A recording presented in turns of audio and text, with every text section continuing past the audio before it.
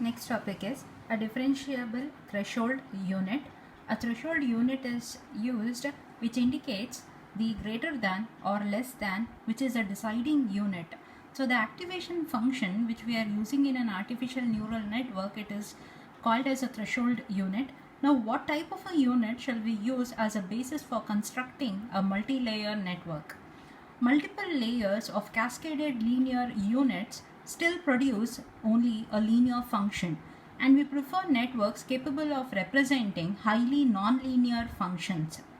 So we know that a multi-layer network, it is used, a multi-layer network along with a backpropagation algorithm, it is used in order to classify a nonlinear training samples. So we should keep this in mind, and we have to select our activation function in such a way that it will work for a multi-layer neural network along with a backpropagation algorithm for a nonlinear function. But we need is a unit whose output is a nonlinear function of its input, but whose output is also a differential function of its inputs. So one solution for this is a sigmoid unit. We can use it. So thus the sigmoid function can be used as a activation function. So the sigmoid function is a type of a threshold unit that has a smooth threshold functions rather than that of a step function. The output of a sigmoid unit, it is in the interval of 0 to 1, and the output is calculated by using an activation function, that is sigma of y, it is equal to 1 divided by 1 plus e power minus y. So this is the activation function of a sigmoid function. So I'll repeat it again. A differential threshold unit. A threshold unit is used which is a deciding unit in an activation function which helps to decide as greater than certain value and less than the certain value. We are going to get the output. Now we know that in a multi-layer neural network along with a backpropagation algorithm, we are going to deal with a nonlinear decision surfaces, or nothing but a nonlinear nonlinear training example. So when we have a nonlinear training examples, we need to go for a activation function which is capable of handling this. So that's why we go for a sigmoid function. The sigmoid function, it is a kind of a threshold function, and also it is a differential function. So its interval, it is in the range of 0 to 1, and here you can see that this is the output of a sigmoid. O indicates the output of a neural network, that is equal to this sigma indicates, this symbol indicates it is a sigmoid function of w vector dot x vector. So the activation function, it is applied on the net. The activation function is applied on the net, that is, so you can see here the activation function or the sigmoid function, it is being applied on the output of the summation that is called as net. That's why we had written the x vector into w vector. So that's why we had written the output O, it is equal to a sigmoid function of w vector into x vector.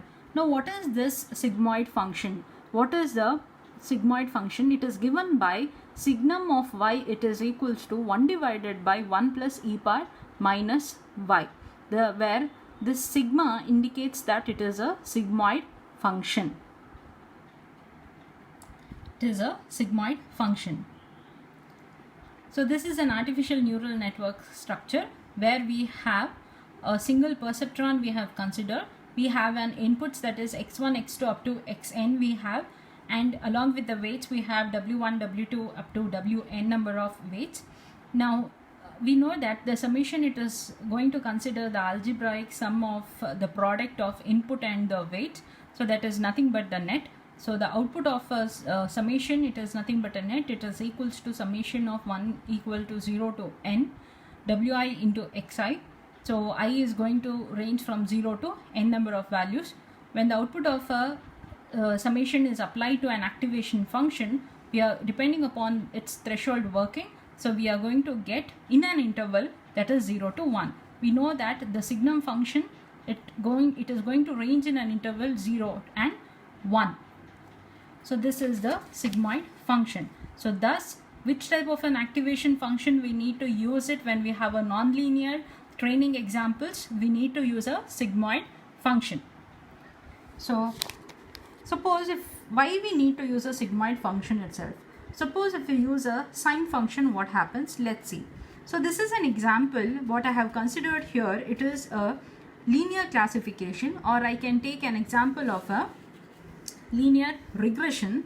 So if I take an example of a linear regression, I have just drawn a linear line, and it is classifying the positive and the negative symbols. It is linearly classifying or linearly separating the positive and the negative samples. So whereas the same example I have considered here, so here we have to classify the triangle and the circle. So again I have drawn the linear line. It is classifying, it is separating the triangle and the circles. So this is a linear regression. Suppose if I take a logistic regression,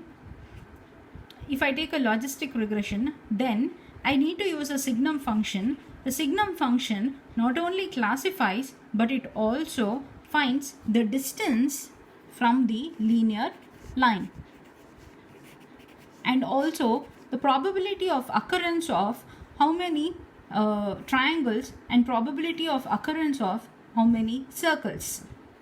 So understand, so if I am using a linear regression, I am going to draw a linear line. So it is going to separate the positive and the negative samples. So here also I am going to draw a linear line. So it is going to separate the triangle and the circle. At that time I can use a sine function. The sine function, it ranges from -1 to +1. That is, it indicates that suppose if less than the linear line, below the linear line, or less than 0, it is going to be -1. If it is greater than 0 or above the linear line, it is going to be +1. So at that time I am going to use a sine function. So the same way here also, if it is less than 0 line, I am going to use -1. If it is more than 0, then it is +1. So this is called as a linear regression, and in a linear regression I can use a sine function. Whereas in a logistic regression, if I consider, so when we want to calculate the probability of occurrence of positive and the negative sign, or the number of the triangle and the number of circles that has been present, then we go to calculate the distance from the linear line. So this is a distance from the linear line we are calculating. Why we need to calculate this? We need to calculate this in order to find out the error. So we need to find out the distance from this. So, and this is called as logistic regression. So in a logistic regression, not only the classification of a positive and the negative symbols, or the triangle or the circles, but along with the classification, it also does find out the distance from the linear line, and also the probability of occurrence of positive and the negative sign. This is known as logistic regression.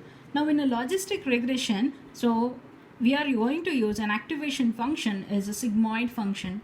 The sigmoid function interval, it ranges from 0 to +1 rather than -1 to +1 like signum function. So this is a linear regression part, and we are going to use an activation function as a sine function, whereas in a logistic regression we are going to use an activation function that is a sigmoid function, because here we need to find out the probability of occurrence of the training examples and also the distance from the linear line. Now let's differentiate the sigmoid function. So because we are studying a differentiation, because since we are studying the topic a differentiable threshold unit in a multi-layer network, since it is a non-linear training examples are there, so we need to go for a threshold unit or the activation function that is a sigmoid function. Now the differentiation of sigmoid function, let's see it.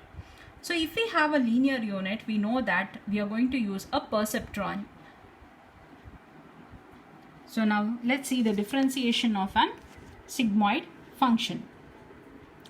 So we know that output O, it is nothing but the sigmoid function of net. So the output is nothing but sigmoid function of net. We know that the sigmoid function, it is nothing but signum of y, it is equals to 1 divided by 1 plus e power minus y. If I write this in terms of a net, it is going to take, that is signum of net, it is equals to 1 divided by 1 plus e power minus net. What I have done, I have returned my output in terms of net, means whatever, wherever y I have, it is replaced with the net. So because we know that in a neural network, the activation function, it is sigmoid, and we are going to apply it on the output of a summation. So now let's differentiate it. So differentiation of sigmoid function, that is signum of y with respect to y, is done. So we know that d by dy of 1 divided by 1 plus e power minus y. So now since it is 1 divided, we know that 1 by x, can I write it as x power minus 1? So 1 by x, can I write it as x power minus 1? The same way, it is 1 divided by 1 plus e power minus 5. I have taken it to the numerator, so that's why I have written it as minus 1. Now differentiation of x power minus 1, it is equal to minus 1 into x power minus 1 minus 1. So that is going to be minus 1 x power minus 2. So this is a differentiation of x power minus 1. The same way, if I do it here, it is minus 1 plus e power minus 5 minus 1 minus 1. Since we are differentiating it with respect to an y, differentiation of 1, it is going to be 0, whereas differentiation of e power minus y, it is equal to e power minus y, and y we have here, so it is minus 1. Now this minus 1 remains as it is. Minus 1, it is going to be minus 2, and this here I will just take it as minus e power minus y. Next, if I simplify this one, it is going to be plus e power minus y. I have just shifted down, that is 1 plus e power minus y whole square. So what I have done, so this minus into minus, it is going to become plus, and this 1 plus e power minus y whole power minus 2, I have taken it down to the denominator. So that is, so it is plus e power minus y, 1 plus e power minus y the